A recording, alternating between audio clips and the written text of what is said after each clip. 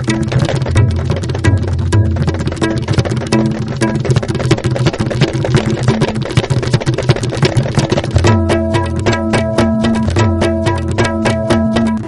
and welcome to ISTV English News. I'm Dhanya. Let's take a look at the top story first. Joint Committee on Inner Line Permit System to resume movement for enforcing ILP system in Manipur. Now the news in detail. The Joint Committee on Inner Line Permit System is all set to resume the movement for implementing the Inner Line Permit System in Manipur in a democratic manner. Efforts will be made to start the movement once again before the commencement of the Assembly session on July 11. This was stated by the convener of the committee, H. Ibotombi Kuman, during the observance of the second anniversary of the committee held at its office at Nongmaibung. Many leaders of various civil society organizations took part in the observance.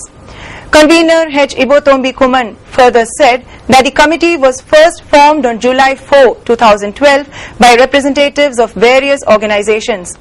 A total of 30 organizations are still taking part in the committee's efforts to enforce the ILP system in the state. The committee has urged the state government for the umpteenth time to implement the ILP system in Manipur. The committee, with the active support of the people, had launched intense agitations on the same demand. Even a bill had been moved and passed on the floor of the assembly, but no effort has been made by the government to implement it. If the drivers do not bring migrants from outside the state in their vehicles, and if the state police manning the various checkpoint posts on the national highways do not let the outsiders and foreigners into the state, then the influx of the outsiders and the foreigners could be stopped, making Manipur a state free of outsiders. The committee will hold public meetings and stage sit-in protest in democratic manner before the assembly session to put pressure on the government to enforce the Bengal Eastern Frontier Regulation 1873 or amend the relevant laws or frame special laws under Article 19, Clause 5 to control the influx of the outsiders into the state, to frame rules and regulations for the outsiders to enter the state, and pass a resolution in this regard in the session, Ibotombi said.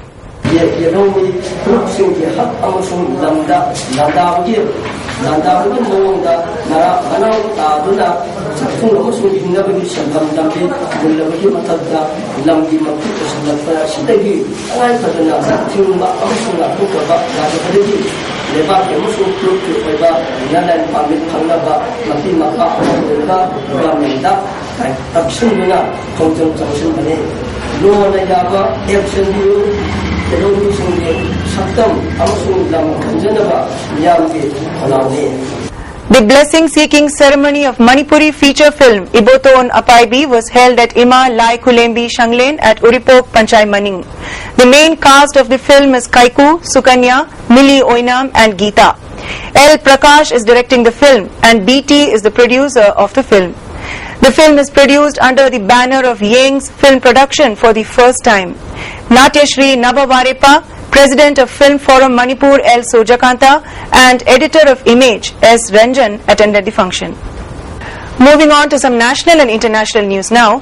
Prime Minister Narendra Modi has flagged off a new train to Katra, the base town for the Vaishno Devi Shrine, on his first visit to Jammu and Kashmir after taking over as Prime Minister. There was massive security amid calls for a bandh by separatists.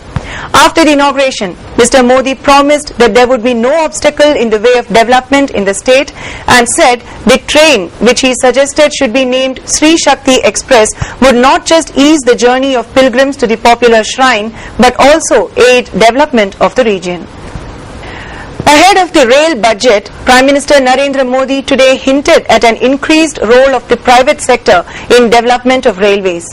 We want the railway stations to have better facilities than airports.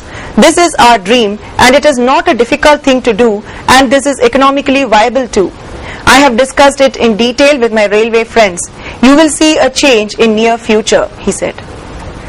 Blaming hoarders for the rise in food inflation, Finance Minister Arun Jaitley today said there is no panic situation and asked the states to take measures to crack down on hoarding and black marketing to rein in prices.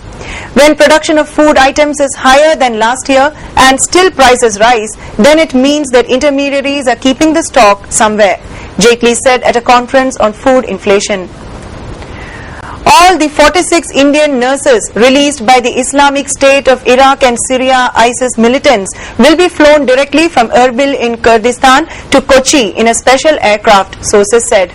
The nurses are expected to reach Kochi around 7 a.m. on Saturday. The nurses will stay in Erbil on Friday and all necessary travel documents will be provided to them. Kerala government sources added that a special chartered flight is waiting at Erbil airport along with one state and one central government representative to bring the stranded nurses back home.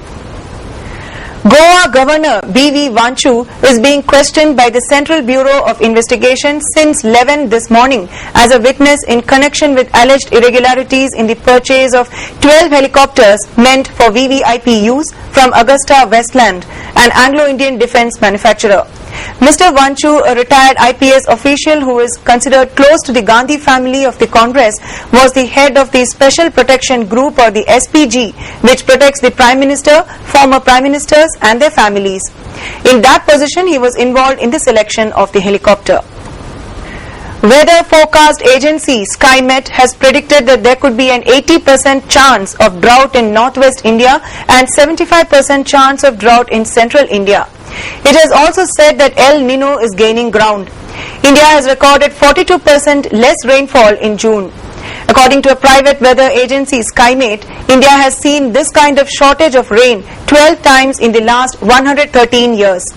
It means India has witnessed a huge deficit of rain once in every 10 years in the past. The southwest monsoon, which brings rain to most part of India, was very weak during June. Only Kerala, Tamil Nadu and South Interior Karnataka have received normal rainfall. All other parts of India, including Goa and Maharashtra, received very less rainfall in the first month of monsoon. The sowing across India has been severely affected by the shortage of rainfall.